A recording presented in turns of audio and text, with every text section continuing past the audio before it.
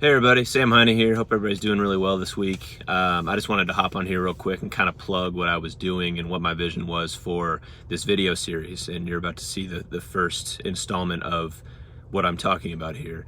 And essentially the backstory is, being a realtor, I have the opportunity to go into a lot of different neighborhoods around town. And, Louisville's really interesting because there's a lot of different pockets and boroughs of, in different neighborhoods around town. There's just so many different chunks of neighborhoods that you don't really think about if you kind of live in the Highlands. You don't really think about what's going out in Fern Creek or out in Valley Station, Shively, St. Matthews, that kind of thing. It's hard to keep track of all the happenings around town, but there's a lot of different developments going on the residential side, commercial side. There's highs and lows in each neighborhood, and there's just a lot of cool things going on that people around town might not have the opportunity to stay totally caught up on and get the full story of, because it's not really in their neighborhood. So I decided that what I'm going to do is do a weekly video interview with somebody, each week is going to be based around a different neighborhood around town. So this week was Irish Hill. And my goal is to go talk to somebody doing something prominent or inspiring around that neighborhood specifically and kind of get the insider scoop, straight from the horse's mouth kind of thing. Just get their perspective on how it's affecting their business, how it's affecting other businesses around the area, how it's affecting the residents of that neighborhood, and what the housing market is looking like, what it's like to walk your dog, go for a run around that neighborhood, and just really get the nitty-gritty details from the past on up to the present, and just kind of get their perspective on it.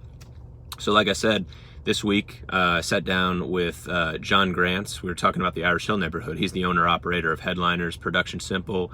He's had a big-time hand in bringing the Louisville music culture into what it is today that we enjoy. I think he's had a really big hand in bringing the Louisville music brand up to the par of Nashville. Which is saying a lot, because Nashville is one of those big-time music towns, and now I think Louisville's a big-time music town. So he's been there for a long time. He knows all about the developments in Distillery Commons, and all the cool things coming to that neighborhood, and there are a lot of them. So everybody strap in, Irish Hill folks, learn up about it. We have a lot of good information coming up at you. And if you have any questions or inquiries or anything you see in the video that you might have a question on, or if you're curious about Irish Hill in general, feel free to reach out to me. My number is 502-500-6469, or email me at sam@familyrealty.com. Happy to answer any questions you might have. So you all enjoy.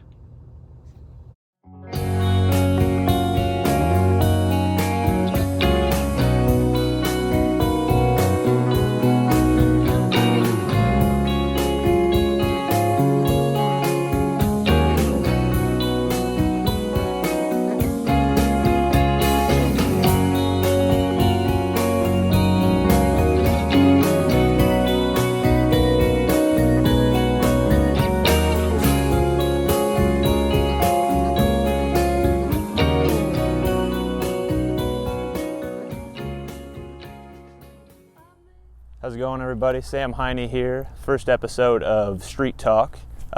Today I am with John Grantz, owner-operator of Headliners, and longtime buff in the music industry in Louisville, and kind of has overseen it to Louisville to becoming a household name in terms of cities that have consistently good music throughout the year. So, John, how are you, man? I'm doing great. Good. It's been a lot of time here on this corner that we're at. Had offices with a radio station behind us here, and actually helped harvest some materials out of one of the Rick houses to create Tim Creed's first recording studio, which is now moved away, but it was up there in 1977. And so as far as real estate's concerned, there's been a lot happening on this corner. I've watched the evolution of it. Yeah. For folks at home, I did mention that this installment's based in the Irish Hill neighborhood, for those that aren't familiar with where Headliners is and where Distillery Commons is. And there's just been a boom of developments going on as of late. I remember, it seems like for years, Irish Hill was sort of a bridge between the Highlands and Clifton and Crescent Hill and Butchertown recently. Right. And now Nulu too. And Nulu as well, yeah. And it's sort of turned into a destination in a lot of ways. I mean, Nancy's Bagels is bringing her talents to the neighborhood, and there's a lot of exciting things coming up. So I guess my first question would be, from an insider's perspective, because you were able to see it kind of from one end to the next in terms of these developments playing out, how has that affected your business, and how has that affected business in general and just the neighborhood from a residential standpoint? Well, it's really sort of helped make the neighborhood a lot more viable. Most recently installments up here is the Geek Squad, which has their headquarters up there. They redid a whole condominium space up there in the Distillery Commons, and Ray Schumann, who's spearheaded Distillery Commons, he just put a storage facility in here. I think it's called Vault.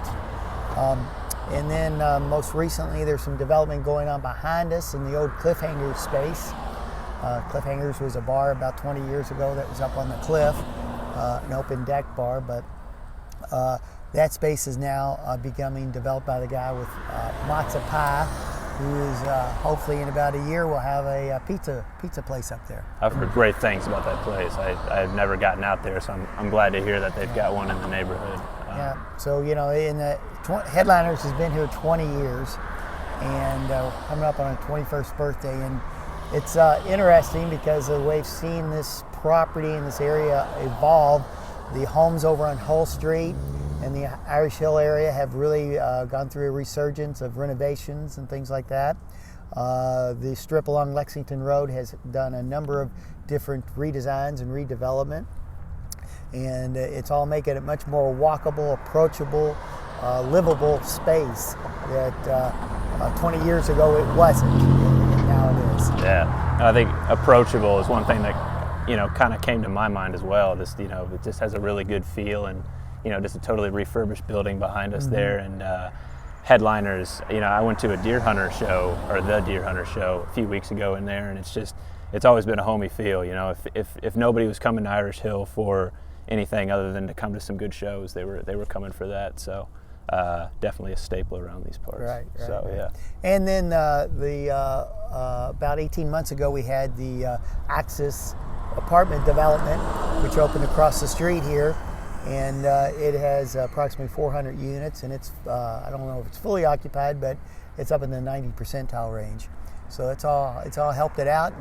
And, now where you didn't see so much activity and felt comfortable and see people walking through here that actually lived here. You saw people transient through here, but now you're seeing people who are walking their dogs, going for their runs, coffee in hand, going from home to coffee shop to the yoga studio up at the Distillery Commons, all in a few moments. Bringing in like a nice mix of people, which, that I think stands out around town for sure. Correct. So yeah. All right, we are back at you here, folks, on our tour of Irish Hill. We came up for a hot cup of coffee at Nancy's Bagel Grounds, who's new to the neighborhood. Right now we're on Spring and Payne Street. And, I was just talking to John, and it sounds like he's got some deeper experience in this than me, but this little corner, there used to be a facility up the road where there would be art shows and people could rent it out and have different activities there. And great space for that sort of thing, but whenever you're walking to the car at the end of the event, you're sort of looking around your shoulder. It wasn't the safest spot in town, but really coming into its own. Yeah, it's really changed around here. I can remember when the Cleffises opened up Spring Street Tavern across the way here years ago. It was almost 30 years ago, and you would question walking down these streets at any hour. And most recently, the Fellers have taken the marquee of Nancy's Bagels and Grounds and turned it into a bakehouse too. They've expanded the menu. Now on any given morning at 6 a.m., this place is bustling with people coming out, getting what they need. Once again, making a more livable, breathable, attractive space in town. Right. The housing stock has really changed dramatically to where there was a number of homes here that did not have the attention that they deserved, and it was seen, and a lot of people have come in. And not just flippers, but people who have put stakes in the ground and made a commitment to the area. The area is beginning to fill up with younger families, taking a number of these shotgun homes and turning them into the homes that they once were. And so it's been very nice to watch that transition over the past 10 years or so. You know, property values have gone up dramatically in the neighborhood to where it used to be $50 a square foot. Now I've seen them going as much as $200 a square foot in this neighborhood. Right, right. So it's really transitioned. It's really been a good move. And it's not a bad stretch of roads to put a stake down and commit to, because it's so close to the Highlands and it's so close to Crescent Hill and Butchertown. It's very centrally located, so it's another big plus as well. I used to live right around the corner over here, and it was a less than a 6-minute commute down to my 4th Street office. Nice. So it was hop, skip, and a jump. Yeah. Nice. Very cool. Very cool. Well, awesome. Yeah. So and there's a lot more going on. If over on Pope Street, there's a new office complex going in where the old paving facility was. That's been abandoned and being repurposed once again. So there's a lot going on in the neighborhood. Very cool. A lot to be excited about. You know, it's a good place to be a part of. So. Yeah, and it's got the great bakehouse here too. Exactly. Now, which you can watch your calories. Yeah, right. I'm watching my figures, so I can't go in on that too much. Buddy. Yeah, right. Okay. Well, John, thanks for joining us. It's, as always, a pleasure, and keep doing what you're doing, bringing the music to the town. And, my pleasure. Yeah, anytime. Yeah, Irish Hill, folks, come and check it out, and give us a like or share on Facebook, and help us get the word out there.